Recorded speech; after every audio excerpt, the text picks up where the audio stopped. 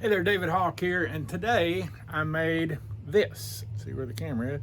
So you can see it's an embossed seahorse, and I actually made it out of that Skyy bottle you can see in the background.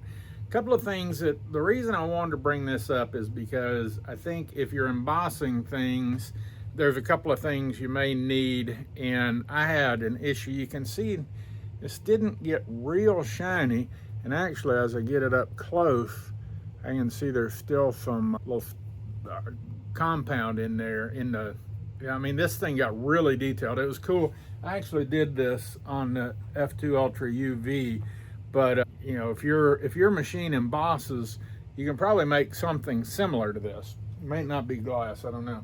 But the thing that I found was that when it got done, it was really, really dull and a little bit sharp on the edges. You can see that's the back side. It's kind of got some, you know, some edges that stick out. So it's a little bit sharp. So what I did is I actually went and got this little rotary tool. Harbor Freight had it. It's a variable speed, and it goes from like 4,000 RPM to 20,000 RPM, which I found works just fine for me. This is a polishing wheel. And this is a rubbing compound. It just goes onto the wheel, and then you put it on the piece. And this works for metal or whatever. It didn't really work as well as I'd hoped for the glass, but I want to show you another fitting, or not fitting. But this is actually a second rotary tool, but you can see it's kind of got this little, I'm not even sure what that is. It's just a grinder attachment, and that came with this. This thing was like 10 bucks. The only problem with it is it's not variable speed, and it runs about 16,000 RPM. For the polishing part, I needed a variable speed. That's why I went and got this other one. But you wouldn't have to get two. Just if you're going to do it, get a variable speed and be done with it. And then this stuff, the polishing compound, it came. I got 3 pieces: a coarse, medium, and a fine. I think this one's fine. And yeah, it was fine grit. I wrote it on the box, and that's it. But I think you'll want that if you're embossing things. I think you may need this stuff. I had a heck of a time trying to figure this out because I used all kinds of stuff. I used Barkeeper's Friend. I used OxyClean. I used alcohol, soap and water. I used just everything I could think of to try and clean this up and make it look a little better. And really, nothing worked very well. And like I said, it's still not completely to my satisfaction, but I may be able to run some more of these polishing pads on it and see. I might be able to get it a little more polished. This is much better than it was. We also did some earrings out of it, so it's really cool. The embossing thing worked.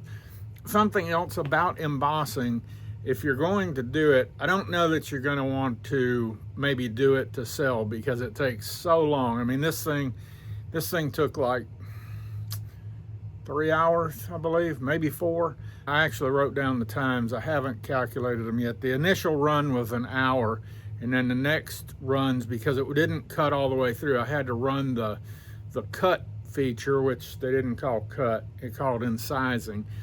I had to run that multiple times, like probably 5 or so. So what would that be?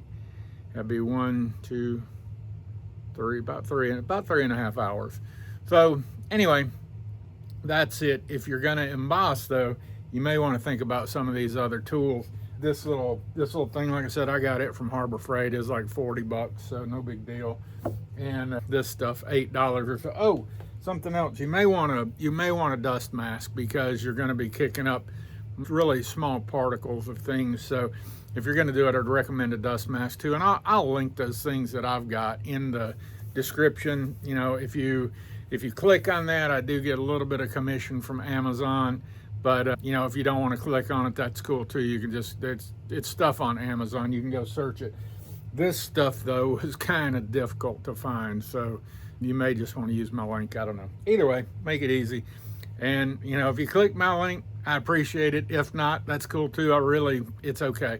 But anyway, that's it. I hope. Oh, if you've got any questions about embossing, F2 Ultra UV, other machines, anything to do with xTool, xTool Studio, let me know. I'm happy to answer anything in the comments. And then if you know somebody you think this video might help, please share it with them. And if you would, if you liked the video, I'd really appreciate a thumbs up and even a subscribe if you really liked it. So I look forward to talking to you again in the next video. And hey, also, if you've got anything you'd like to see me do or make a video about, let me know. I would love to get some more ideas. I'm starting to run low and I'm starting to have to kind of think about things.